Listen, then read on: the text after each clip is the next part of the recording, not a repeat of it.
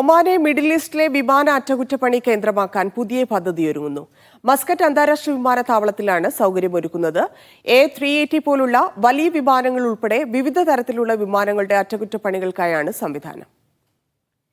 Middle ഈസ്റ്റിലെ വിമാന പരിപാലനത്തിനായി ഒമാന്റെ ഭൂമിശാസ്ത്രപരമായ സ്ഥാനം പ്രയോജനപ്പെടുത്തുക എന്നതാണ് ഒമാൻ സിവിൽ ഏവിയേഷൻ ലക്ഷ്യമിടുന്നത്. മസ്കത്ത് അന്താരാഷ്ട്ര വിമാനത്താവളത്തിൽ മെയിൻ്റനൻസ്, റിപ്പയർ ആൻഡ് ഓവർഹോൾ സൗകര്യം ഒരുക്കാനുള്ള പദ്ധതിക്കായി ടെൻഡർ ക്ഷണിച്ചിരുന്നു. ഡിസംബർ 5 വരെ ടെൻഡർ സമർപ്പിക്കാം.